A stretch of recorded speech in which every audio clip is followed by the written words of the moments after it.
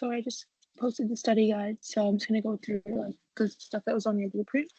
So for atraumatic care of children, your professor wanted you to focus like atraumatic care of on the toddler, but first you just need to know what atraumatic care means. So it's basically just the whole concept of being therapeutic and minimizing or eliminating the psychological and physical distress experienced by children and their families in the healthcare system. So as a pediatric nurse, you need to think about how do I make things go as smoothly as you can. And the main thing to do is to always create a trustful relationship or rapport where parents can trust you if they have to leave their kids. I mean, the whole idea behind this is just to do no harm. Create a therapeutic relationship where the child trusts you, but also where the parents trust you as well. This is all from the textbook. There's like a table, I think it's right here. So you just want to prevent or minimize physical stressors. So it's very rare to give injections. You'll only give like injections mainly just for immunizations. You don't really tend to see that on the floor if a child is staying on the floor because you rather give an IV medication. Especially you're going to see a lot of IV antibiotics on the floor because once it's in, and then you can put a sheath around it so the child's not like pulling at it. You always want to advocate for adequate pain control for the children. Alma cream is like a numbing cream. And basically that just helps numb the area before you put in an IV and things like that. So if you have to put an IV, you're going to put this cream on first. And that basically just minimizes pain. And there's also something called therapeutic hugging, which you, the nurse, can help with. And then minimal lab draws. So if you are you need to draw blood from a child and you have to look at various things, draw that blood once and run it to the lab. Don't keep doing it several times a day or a week. Just do it all at once. So that's just in regards to physical stressors all up here. You do want to prevent or minimize child and family separation. So if the parent wants to stay with their child, let them. Sometimes that's even like practice ATI questions, always let the parent stay with the child because the child will be more comfortable as well. So yeah, advocate for family-centered care. Parents should be able to spend the night with the child while they are hospitalized. There's comfortable accommodations for parents, help decide visiting hours, and visiting hours tend to be very open, so people can visit the child. Make sure family and child are a part of the decision-making process and let parents stay during invasive procedures if they want to. So that's the whole idea here. Let the parents stay. Sometimes that's even like practice NCLEX questions where you need to know, let the parents stay. Never ask a parent to leave. Promote a sense of control. This is the whole thing, especially with like toddlers and up, like adolescents as well. They should have the ability to make choices. With toddlers, they have difficulty like accepting things. So you basically just want to give them choices. Yeah, choices are important to toddlers and preschoolers. So that's why you say this or that. You're not going to let them make all the calls. I'm not going to go into this. Family-centered care. That's the whole idea. Of you're not just focusing on the child, with the family as a whole, and how the illness is impacting the whole entire family dynamic. So this is just like attention to the toddler, which was on your blueprint. So toddlers are 1 to 3 years old. So this is a little bit about them and like how you would communicate with them. So the words they use may not be real. You want to give them choices because they like to say no a lot. So you say this or that. Allow time to complete their thoughts and what they're saying. The whole idea with them is that they want to be independent. Language acquisition is exponential. They're learning how to speak and they're picking that up at a greater speed. Approach toddlers carefully. They're usually fearful and resistant because they are usually very attached to their parents. Use the toddler's preferred words for objects or actions. So he or she's able to understand, and toddlers enjoy stories, dolls, and books, participate in parallel play to help start communication. So with toddlers, you're going to participate in parallel play. What that means is that you're playing alongside them. You're not going to be playing with their toys, but playing the same amount of toys next to them. Prepare toddlers for procedures just before they're about to occur. That's all that. Any questions? Okay. No, thank you. Okay. So then you also have your health assessment. So approaching the parent or caregiver, you want to think of communication skills. Approaching the child, again, think of communication skills, communicating with child, communication skills, observing the parent-child interaction. Um, Sometimes isolation becomes such a stressor for parents they do not know how to interact with their child, and sometimes the child's a teenager, they have trouble interacting with parents because of what's going on. When child incident by proxy is basically just when the parents do harmful things to their children to gain attention for themselves. So an example would that be like the whole um, Gypsy Rose thing, health history is a big thing in physical exam of the body systems. Medication administration. So the whole idea with administration of medications with children is that all their medications are weight based. It depends on their weight in kilograms. So you're not always be weighing them because you want to make sure you give them the right dose for that specific child or that specific weight. Um, these are your rights of administration. So it's all the same thing that we've been taught. So right medication, right patient, right time, right patient, right time, right dose, right route, right approach. So based on the child's age and ability to communicate, they might be able to self-identify. So that's why there are ID bands. We have like a picture of the child as well. You scan it and then the picture pops up. So that's another form of identification. So kids will usually try to take their ID bracelets off. So you want to make sure they have two bands, one on wrist and one on the foot. Sometimes we rely on the primary caregiver to identify the child. In this case, it's fine, especially if there's like a really young child. Pediatric considerations. Children are more sensitive to medications, doses, and types of medications, and show a larger individual variation than adults. That's why it's really important why weight comes into it a lot. Remember that when new medications are researched, we research them on adults. We do not research them on children. So we don't really know what to expect too much when we give a child a medication. So that's why we usually start up slow with certain medications because you don't know how that child's going to react. Um, while we can look at a list of typical side effects of medication for adults, the side effects for children can be very different or very unanticipated because we do not know how a child will react to a specific medication. Off-label medications used in children like we do in adults. So again, we do not know what's going to happen. This is the whole idea when you're giving a medication to a child. Their organ system is very immature, and that is the greatest factor that affects medication response in the child. And the two organs that are very immature in children are the kidneys and the liver. So you want to remember that our liver is basically what metabolizes all medications. So they have to go there. And then medications are excreted via the kidneys.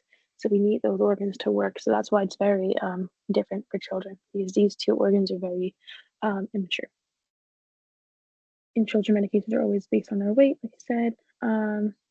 Approach children according to developmental level and elicit support from parents as needed. Because how we administer medication to a toddler and approach them with the medication is going to be very different than a 14-year-old.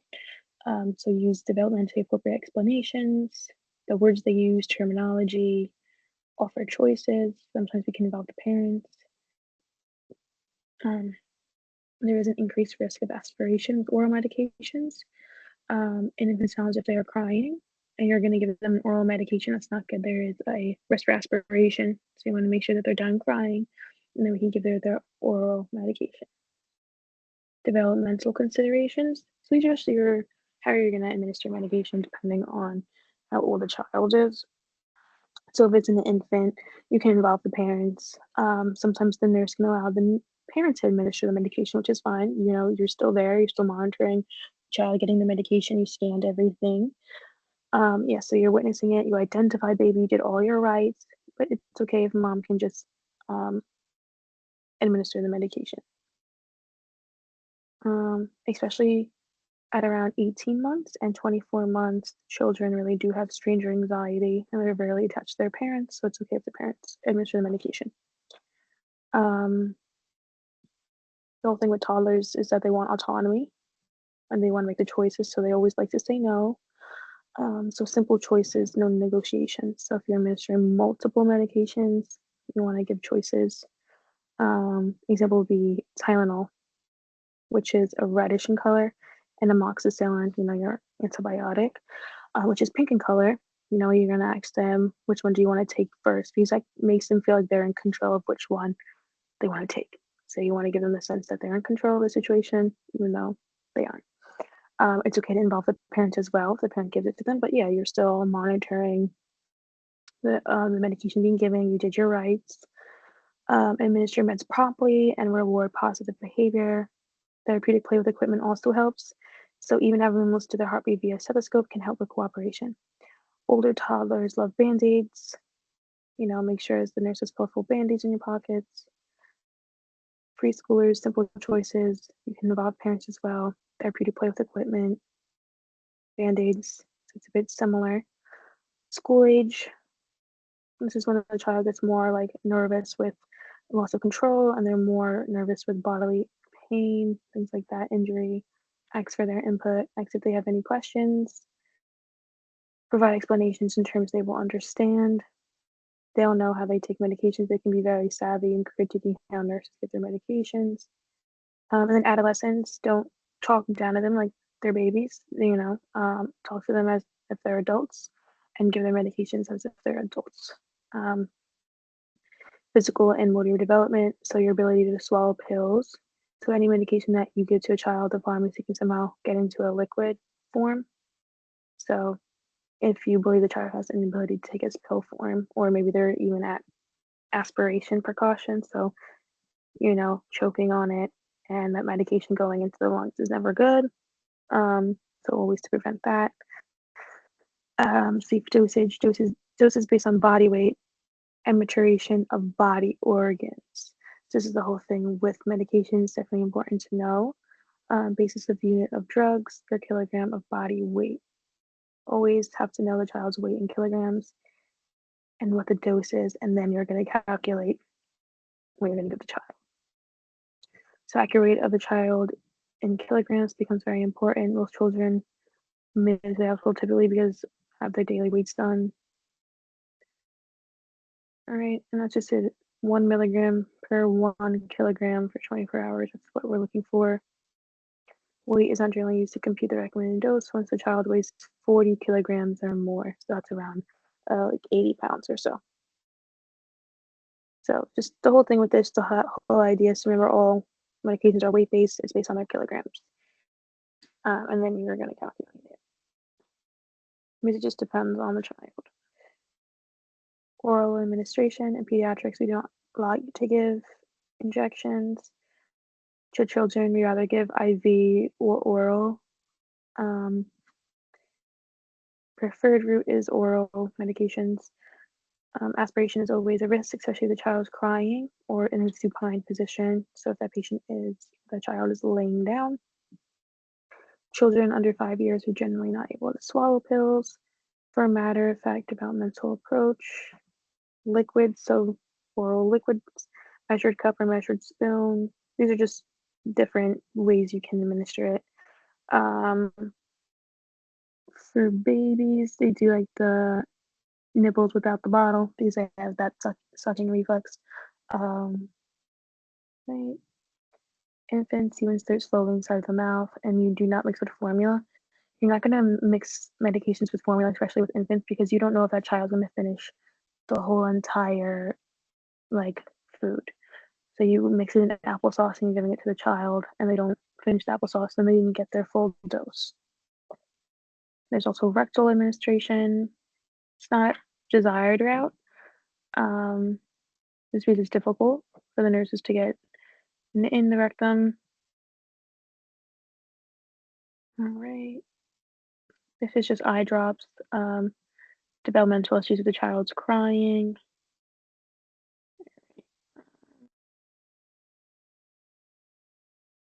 Okay. This is one of the main ones. If you're giving an IM injection, um, it does change. So if you ever notice on the peds floor, the in infants usually get it in the thigh muscle because that deltoid shoulder muscle is not completely formed yet. Um, so yeah, it's just on based on muscle development and the amount of fluid to be injected. So the vastus lateralis is the anterior thigh muscle. So you'll see infants will get their injections and immunizations on the thigh muscle. Um, so anybody less than 1 year of age is always going to be thigh muscle. But once the deltoid, that shoulder, where we usually get our immunizations, fully develops and sufficient muscle is present, then we're going to go there. So around 3 years of age, right? So a child must be at least 1 year of age. In a child over 3 years of age, you can give all IM injections in the deltoid. All right, so they have to be at least from 1 to 3 years of age to get it in the shoulder. Anything less than 1 year, it has to be the thigh muscle. Vaccines tend to be 0.5 to 1 milliliters of solution. Give vaccine 1 milliliter of fluid or less, and you give it in the deltoid in a child that is over 1 year of age. If you're giving multiple vaccines, you can't give it all in the same deltoid because then it just won't absorb right. If you're giving it in the hip, the child should be walking, so probably after 1 year of age. So again, it's all about developing muscle mass and where you're going to be giving the medication. So accessibility to properly position a child, here are your IV medications. We tend to give a lot of IV meds. A lot of children have to be on antibiotics. Infections are very common. All right. You're going to always assess the IV site. This is just saying how you're going to be doing it. You all know that by now. IV pump. Any child's on an IV meds, fluids must be on an IV pump. Right.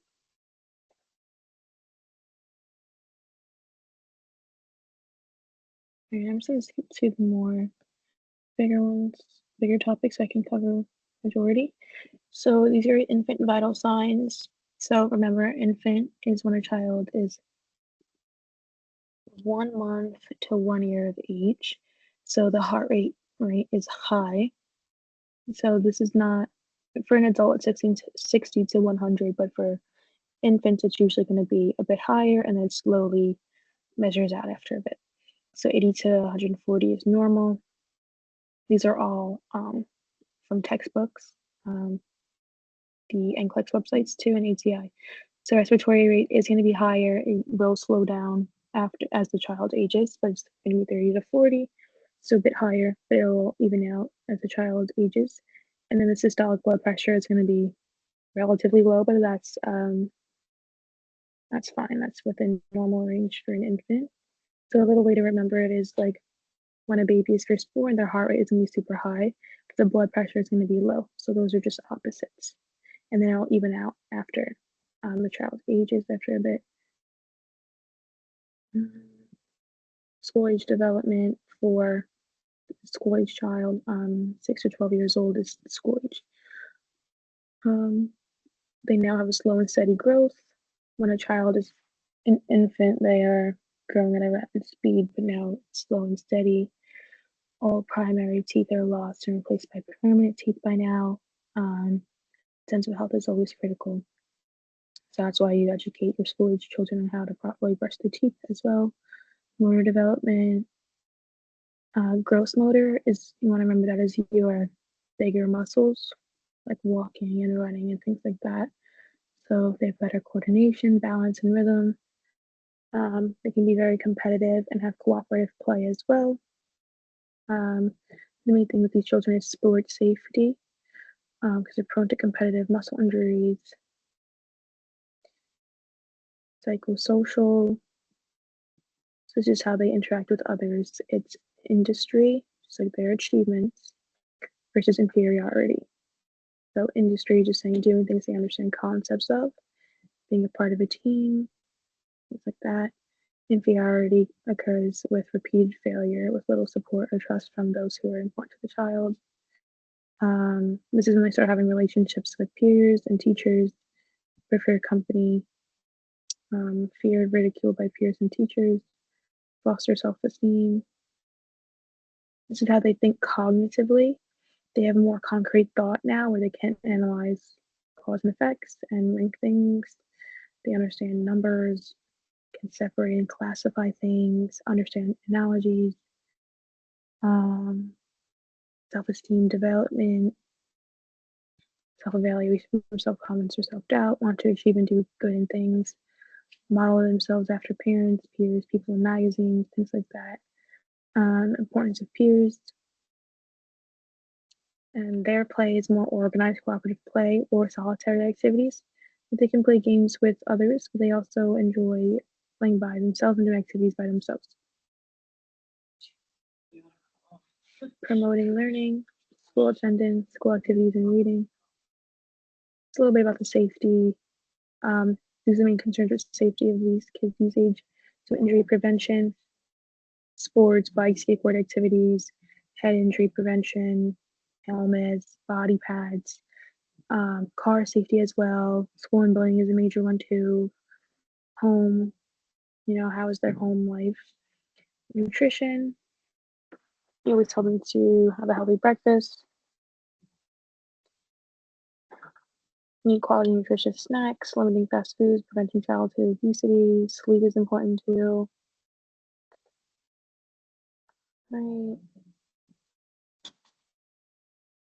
just gonna go down. Right, so lead poisoning, you do lead screenings, and that's via the blood when you do a blood draw.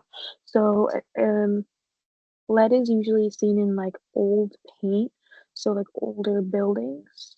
It's usually was in that paint. So if you're ever like in an older building, there's a risk because they used to have lead in paint, now they don't. Um, but yeah, it's environmental health threat, mostly children under 6 years of age. So it used to be in, I spelled that wrong, but paint.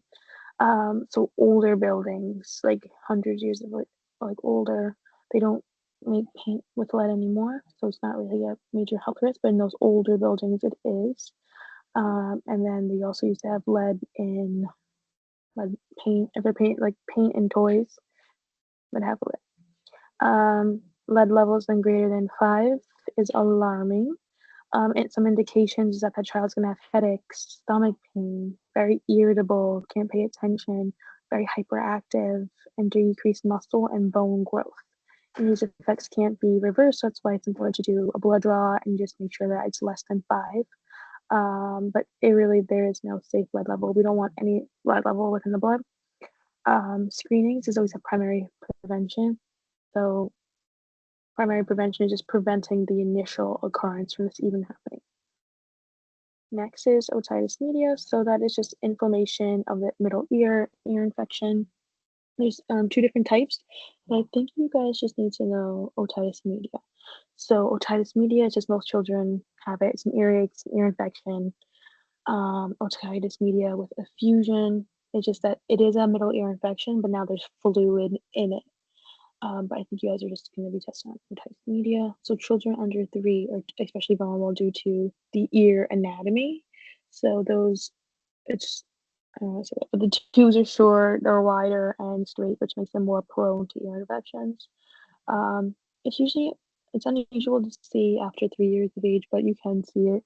It can be viral or bacterial, mostly due to viruses, therefore not immediately started on antibiotics. Viral will typically present with ear pain and no fever. Bacterial, that goes for anything that's like a bacterial infection, you're going to see a fever. Association with cigarette smoke and poor feeding techniques. A little bit of ear manifestations. Most common, that child's going to have significant ear pain where they're pulling on their ear. And it's unilateral, which means they're pulling at one ear is hurting. So when we look at the child's ear, otitis media, the membrane is erythematous, so it's red.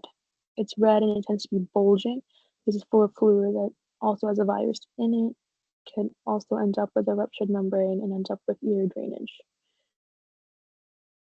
So this picture on the left is a normal tympanic membrane. So when you look, it's clear, it's fine. This one is very red and inflamed, and we know that that's not normal because it's not supposed to look like that. All right, and there's decreased mobility and elasticity on that. This is a normal one. just want to show that there's something up.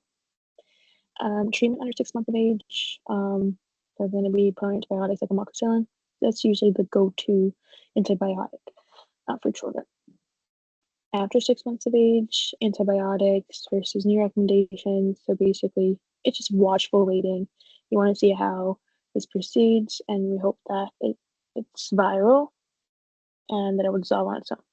So usually for viral infections, we just treat the symptoms, but with bacterial infections, we're going to have to treat with an antibiotic. So it can be either it can be either viral or bacterial. So we're hoping that it's just viral and it just heals itself on its own. But if it's bacterial, then they'll have to be on an antibiotic. So first intervention is adequate pain relief. Can use acetaminophen or ibuprofen, symptomatic relief, and observe 40 to 70 hours for children greater than 21 months of age. So if you have a fever, we're going to give antibiotics.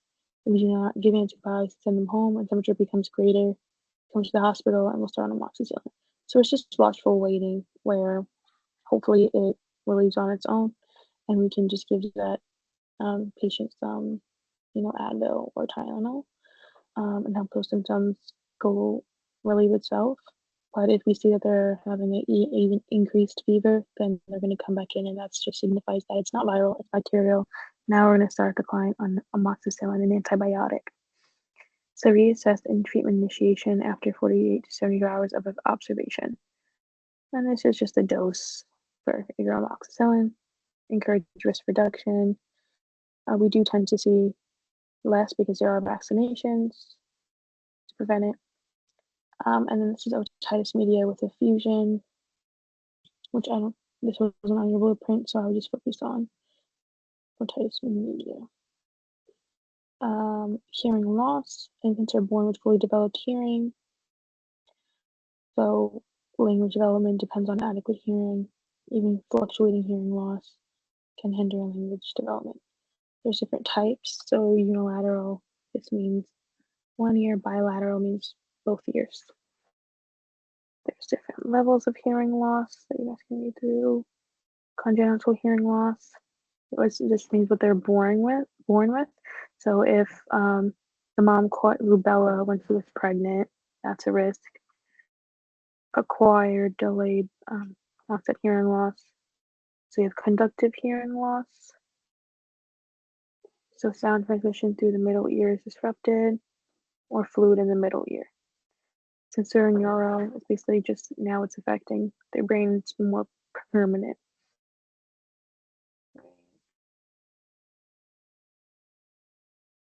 And these are just a health history, which sort of just is straightforward in your risk factors.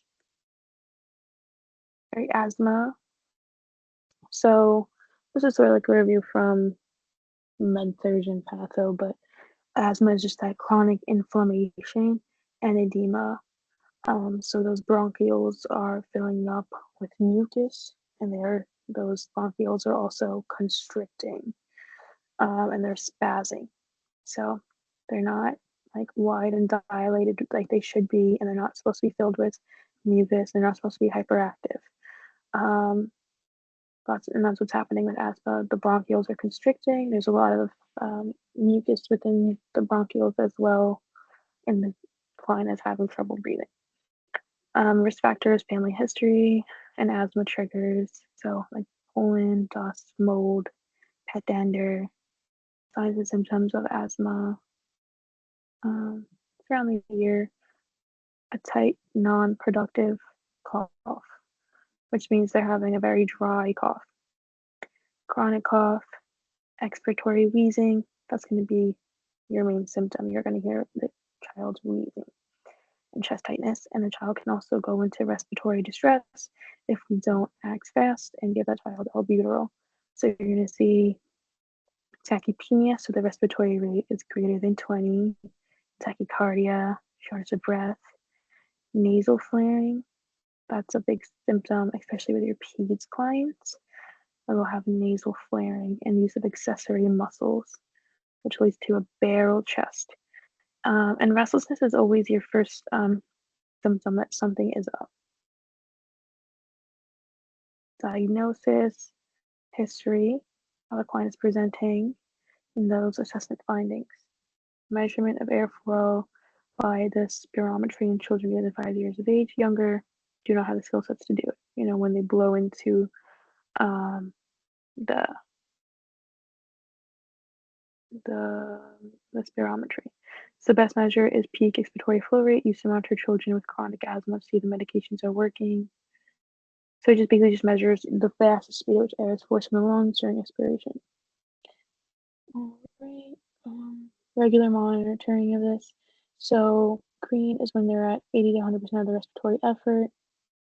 Yellow, immediately take a short-acting bronchodilator and then call the practitioner. So this is something that they have at home. Red, immediately take a short-acting bronchodilator. So that's like albuterol, and then proceed to the emergency room. So this is what they take at home, and they just blow into it and basically tells them what they should be doing. All right. Treatment, basically tell the client to avoid triggers like that. Medications is your stepwise approach. So first you want to give a short-acting beta agonist. So you think back to farm, you're going to want to give a bronchodilator. That's the first medication you're always going to give asthma is albuterol because it works super, super fast. Then we go to a low dose inhaled corticosteroid. If you think back to that, those are some of them. And what that does, it just decreases the inflammation within the bronchioles. So first is albuterol, and then we can do an inhaled corticosteroid. Because it just takes a bit longer to work. Nursing management, assess for respiratory distress, pulse ox, and how does the child look. So remember, your pulse ox is measuring how well the child is, the body's being perfused with oxygenated blood, positioning 45 degrees or greater. You're never going to want the client flat on the bed. That never helps with breathing. Humidified oxygen, and nurses titrate oxygen so it's greater than 95%. Having a pulse ox from 95 to 100 is preferred. You want to assess breath sounds. You don't want to, if you hear wheezing, we know something's wrong. So that's what you're looking out for. Administer a bronchodilator and then a corticosteroid. Bronchodilators work super fast, like albuterol. And if you do a corticosteroid to decrease the inflammation, it needs to take a bit longer to work, so we're not going to do that first. We're going to do bronchodilator first. You're going to monitor the response medications. Is there IV access, avoid cold liquids? Review teaching guidelines, nebulizer. This is just going to walk you through it. Croup is laryngotracheal bronchitis, which means, so this is just a little bit of anatomy. So when I took this last year, I just had to refresh on the anatomy of it. So let me just zoom in. So basically, your larynx is your voice box, which is right here. Your trachea is your windpipe, and then you have your bronchioles after that, right? So it's basically an infection that's affecting the upper part of the lung. So it's affecting from here to here. So it's the upper part of the lungs. We usually see croup between ages 3 months and 3 years. So, and this is usually due to immaturity. There's a weakness of their upper respiratory muscles. We usually see in like the winter, springtime, varying degrees of respiratory distress. It's basically just an inflammatory process. And whenever there's inflammation going on within our airway, it's an obstruction. There's going to be some degree of respiratory distress. So acute airway obstruction, predominantly in children between 3 months to 6 to 8 years. This is a viral inflammation. So inflammation of this larynx, trachea, bronchioles. Common causes of croup is RSV, so that's why it's important to take the immunizations. All right. If the airways are swollen, they get smaller and you end up with obstruction. So the narrower the airways become, the more respiratory stress you want to take these children. Manifestations, yes, it tends to be viral, so it's usually symptomatic relief. So most often occurs at night, usually just because the child is laying flat. And when you're laying flat, that's more difficult for a child to breathe. That's why the manifestations usually occur at night. Um, the parents will usually wake up hearing the child having a high stridor sounds, and the child may still be asleep. So it's a hoarse or a barking cough that sounds like a seal. It's very raspy voice. So a little way to remember it is just that it is affecting the larynx. The larynx is our voice box. Helps us speak and gives us like our voice. So if we're affecting our voice box and there's inflammation there, we can end up with a raspy voice, barking cough. There's a low grade fever. There's not going to be a super high fever because remember this is viral. We'll see more high fevers with bacterial infection. As it gets worse, we're going to see some indications of respiratory distress. Respiratory distress starts at the nose. Depending on the child, you can see nasal flaring. We usually see nasal flaring with our infants and toddlers.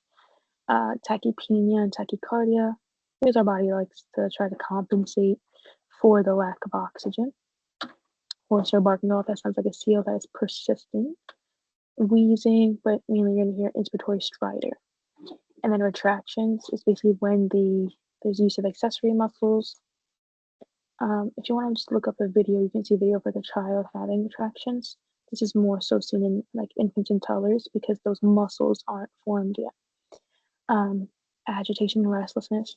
This is never a good sign for any patient. The patient is restless and they can't sleep. So a super red flag.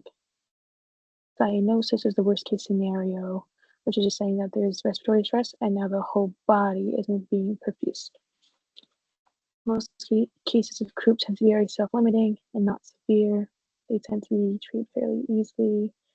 Clinical symptoms by the way the child sounds. So just think about that hoarse barking cough, stridor, all things like that, raspy voice, because a way to remember is just that it's affecting the voice box. That's why we're going to end up with those sounds. It may be treated at home, position of comfort, sitting up straight, tripod position is like a compensatory thing. Think back to COPD, helps patients breathe better, especially if they have like something wrong within the lungs. Encourage rest and fluid intake.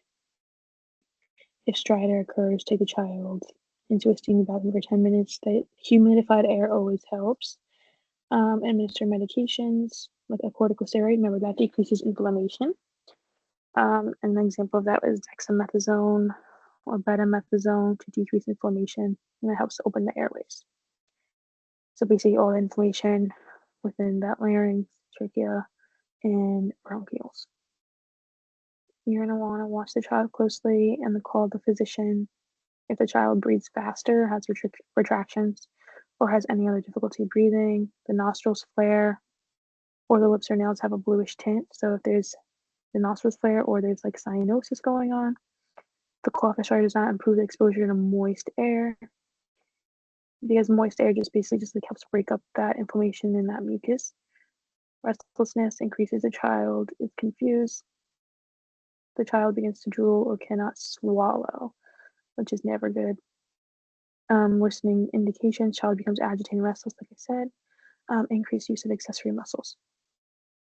Treatment of croup in the hospital, positioning, 45 degrees. You never want them flat.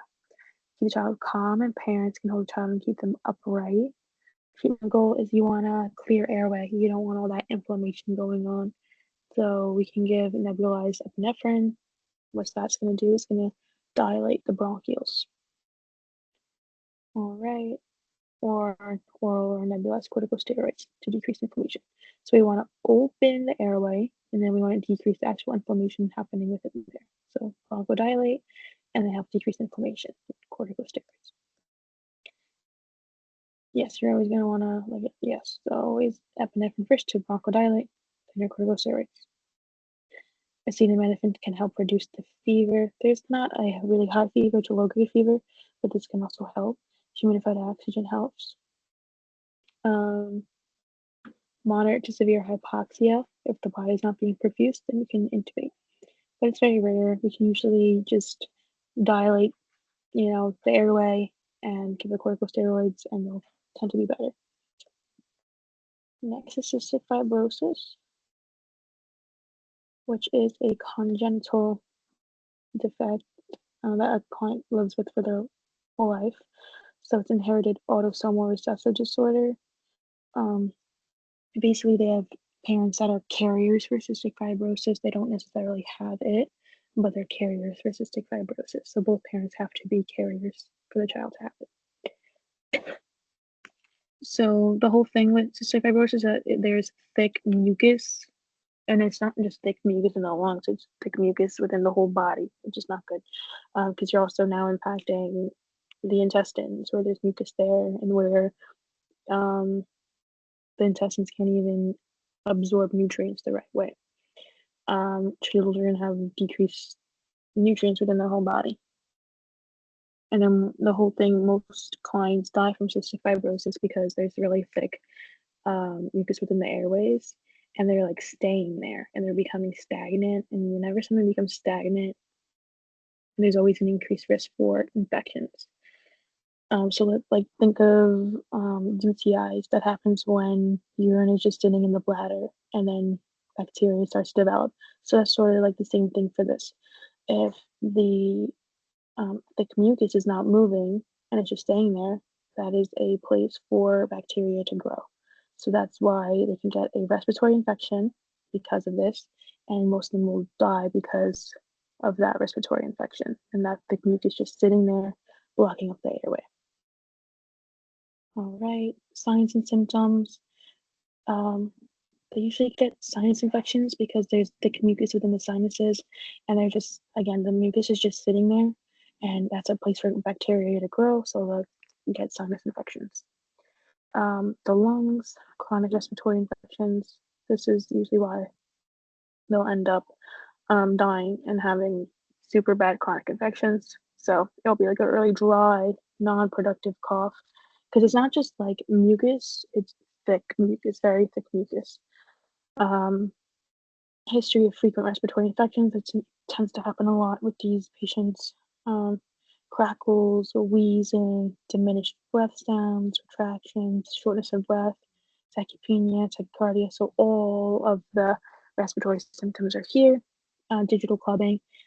Digital clubbing is basically when the nails are very thick. And let me find a picture. This is important, especially for children, and when you go over like cardiac problems. But it's basically when the nails are super thick. Let me show you. So this is a clubbed finger. The nails are just so thick, and if you ever see a patient have that, they are having decreased perfusion to their hands, which is never good. We always want our extremities perfused very nice with oxygenated blood. Eventually, this leads to pulmonary insufficiency and death. Bacterial infections, lungs that lead to respiratory stress is the most common cause of death. Someone with cystic fibrosis. Skin, Mexican glands are high concentrations of sodium chloride. Liver, blocked biliary ducts, so the liver can't really do its job completely right. Pancreatic, blocked pancreatic ducts as well. So everything's getting blocked because of this thick mucus just forming in there. Intestines, they're like filled with thick mucus, so they cannot fully absorb nutrients. So you have to think about nutrition when taking care of these children, which I'll go when I go over those medications. Okay, I think that's coming up, but they have to be on certain medications to help them absorb nutrients and absorb the food they eat the right way. Digestive system, paralytic, paralyzed intestines or meconium ileus at birth. So basically, this means that there's failure or delayed failure of more than 48 hours to pass meconium. Meconium is this is another word for the first poop that the baby will be excreting.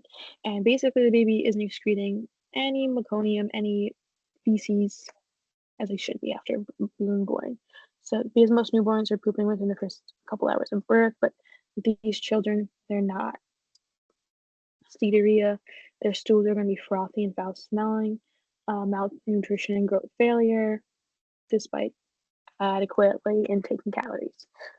Deficiency in these specific vitamins, and this is because they can't absorb anything because this digestive system is fully clogged.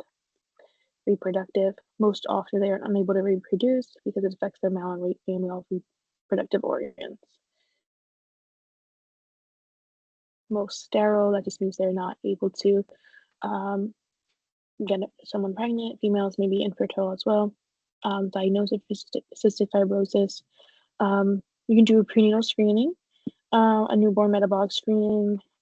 Usually, before we even born, we can know. Some children who come from another country have to suspect CF with presenting symptoms because the woman probably haven't gotten the screening when they were pregnant. So positive sweat test, a mild electric current pushes medicine into the skin to cause sweating, and then sweat is collected. The amount of sodium and chloride in sweat is measured. A sodium or chloride level above 60 is diagnostic. So basically, like we said up here, there's high concentrations of sodium and chloride.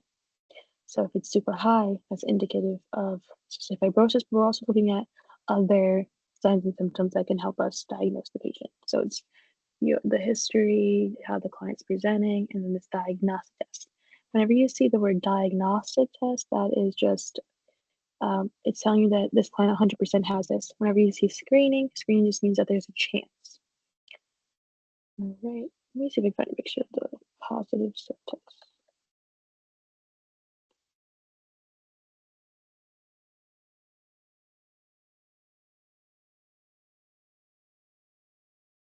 I can't find it, but let's move on.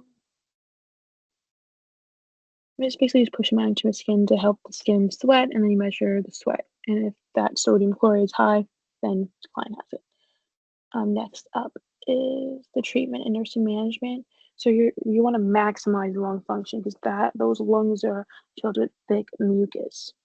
Respiratory assessment, so breath sounds, respiratory rate, oxygen saturation, capillary refill. Remember, less than 3 seconds, color of skin. Your goal is to promote the removal of secretions from the lungs. You can usually promote the removal of secretions from the lungs through like manually expression, things like that, chest compression, and then having the client like cough it up. Prevent and treat lung infections aggressively with IV antibiotics so that it is a bacterial infection. They are at a high risk for bacterial infections if mucus is just staying and accumulating in there. You want to manage pulmonary complications, forced exhalation, positive expiratory pressure, chest. This is what I was just mentioning. So chest physiotherapy is basically when you're just like tapping on the chest to help loosen the mucus. And then you can also do postural drainage where you tilt the client downward. Hospital bed can help do that. And then mucus is just going towards where the client can now cough it up. And then we can also use vibrations to loosen secretions. That is the VEST airway clearance system, which we'll go over. Breathing exercises and regular exercise can help. Humidified air as well. Okay, so this is the VEST airway clearance system. Basically, it is a jacket that they put on. Let me find the picture.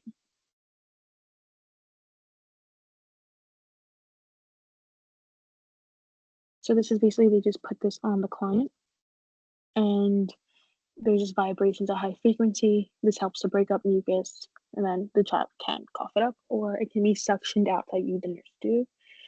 Easy to use medical devices for children and adults. All right. So your whole goal is to break up mucus and help bring it to the upper airways where it can be coughed out or removed by suction. So that's what the VEST airway helps with. Also, chest physiotherapy up here. That also helps with that, where you're tapping on it, helping loosen it, postural drainage, and then having the client cough it up. Maximize nutritional intake. These clients have a really high risk of not being able to absorb nutrients the right way. And that's not good. They're gonna look very they're gonna be very fatigued enough to get the nutrients that they need to survive.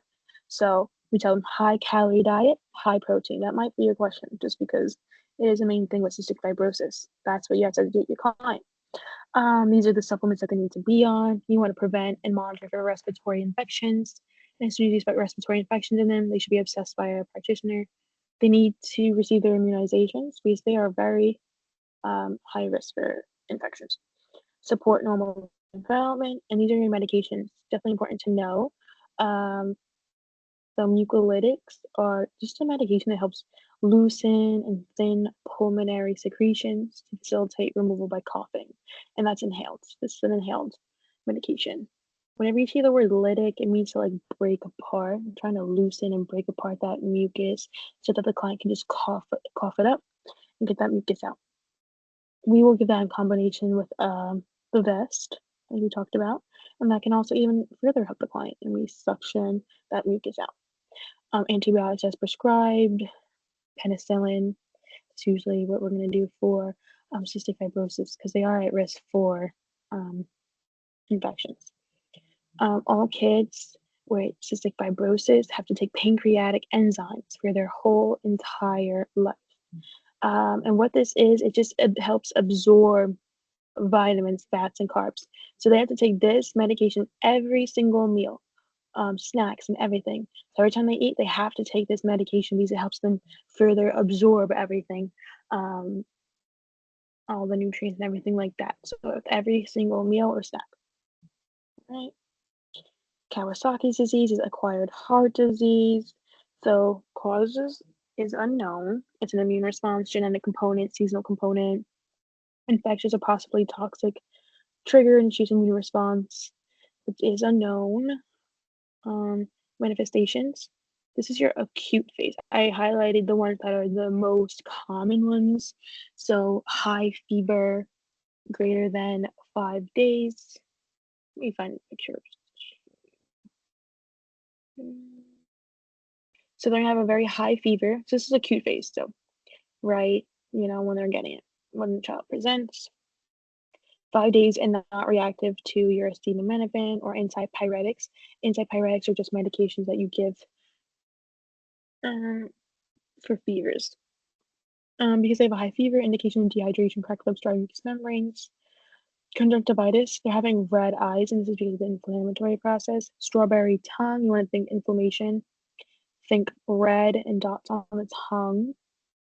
So they're going to present with strawberry tongue, swelling of hands and feet, redness on the palms and soles, a diffuse red rash, enlarged cervical lymph nodes, tachycardia, irritability, subacute, so a little bit after they've had it for a bit, fever will disappear, most symptoms resolve, irritability, anorexia, peeling of hands and feet, the skin is coming off, arthritis and joint pain, and then cardiovascular alterations where congestive heart failure can happen or arrhythmias can happen, so it does affect the coronary arteries. Digoxin and furosemide may be given these medications. So digoxin is for arrhythmias, furosemide is given for congestive heart failure. Manifestations, convalescent, lasts with ESR and CRP are normal, signs and symptoms resolve or disappear. So this is important for you to know. So whenever we take a blood test, we look at it. If this is elevated, this is a sign that there's inflammation. These are your markers for inflammation. This is your erythrocyte sedimentation rate, and this is your C-reactive protein. So you'll see this come up sometimes. If you ever see this increase, there's an inflammation within the body, and that can indicate that there may be like an infection or something going on with the client. Right? Diagnosis, evaluation. There's no specific test. Disease of exclusion depends on clinical findings. Really, if they have a few for a long time, the markers for inflammation are elevated. Therapeutic management goal: minimize cardiovascular pathology, high dose IV immunoglobulin with high dose aspirin, nursing management, monitor your vital signs, cardiac status, assess for congestive heart failure, tachypnea, tachycardia, weight gain, pain management, IV fluids, nutritional support, immunoglobulin, and you want to look for your reactions. All right.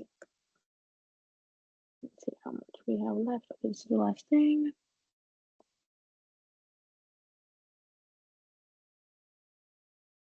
All right, so next is teratology of Fallot congenital. So just a way to remember it, teratology just means four. So the most common cyanotic defects are seen in infants and children, meaning the child will always present with cyanosis of varying degrees. So that blue discoloration, that decreased oxygen. This is associated with Down syndrome. All children with Down syndrome always need a cardiac workup because we see them present with this congenital disease. There are 4 characteristics and defects that are going on with this. So there's 4 things going on within this disease. So you have a ventricular septal defect. All that means is that there's an opening between the ventricles, which is never good because now you're mixing unoxygenated blood with deoxygenated. So you're mixing oxygenated blood with deoxygenated blood, which is never good. So this is like a little example. This is just like this try to refresh on the anatomy of the heart. So this is a little diagram that my professor showed last year. But basically your ventricles, there's this opening. There's, it usually is closed. It should be closed. But now there's this opening where, oxygenated blood is mixing with here, and that's not good. Another thing that's happening is right ventricular hypertrophy, which means that the right ventricle is now enlarged. And that is because there is pulmonary stenosis. Stenosis just means narrowing. So there's pulmonary stenosis going on. It's very narrow, and blood is not pumping efficiently to the lungs. And then there's pulmonary stenosis, which we just wrote here. That just means that the pulmonary artery is very stenosed. It's very narrow. It's not able to carry as much blood as it should be to the lungs. And then there's an overriding aorta, or there's an enlarged aortic valve over the right and left ventricles. So it's getting deoxygenated blood into the aorta, where the aorta should only have oxygen-rich blood. So the aorta is like over here and sort of just going both ways. So it's mixing unoxygenated blood and oxygenated blood. So this client's going to have a mix of some oxygenated blood within the body, but also deoxygenated blood within the body as well. So there's a mix, which is not good. We only want oxygenated blood being delivered to our organs and to our extremities. This client's going to have a cyanotic lesion, so cyanotic episodes, right to left shunting, circulates venous blood to the blood due to the ventricular septal defect. And then the whole main thing is just to know that there's a mixing of blood. So there's a mixing of unoxygenated blood and oxygenated blood. Manifestations. So it's pretty obvious that we are going to have cyanosis because there is deoxygenated blood being mixed. But it does depend on the degree of pulmonary stenosis. So how stenosed, how narrow is that pulmonary artery? So increases right to left shunting, the more cyanosis. Mild stenosis, though these stats may be normal. It just depends on how severe these symptoms are. Harsh systolic murmur because of the opening. Infants may tire with feeds and have poor weight gain. Boot-shaped heart. So that's just an enlarged heart. Not enough oxygen-rich blood. So chronic hypoxia, compensatory mechanisms. Basically, you're going to see, this is what you're going to see basically in toddlers and up. You're not going to see this in infants, but there's going to be clubbing of fingers. Remember what I said about clubbing of fingers? That just means that there's hypoxia happening with the body. There's not enough oxygen happening within the body to the extremities. There's also polycythemia, as means there's elevated red blood cells. When you have less oxygen-rich blood in the body says we have a problem. Let's make more red blood cells. So we'll have polycythemia. So the body is just trying to compensate and make more red blood cells. So there will be elevated red blood cells when you take the labs. Therapeutic management, it's just based on gestational age and degree of cyanosis. So for a preterm infant, you may have to delay surgery, but in order to delay surgery, you want to get the maximum amount of oxygen-rich blood to the body. Continue infusion of prostaglandin E to maintain open ductus arteriosus. So I don't think you guys learned about that yet. But in OB, you're going to learn about ducts that a baby has when they are in the womb.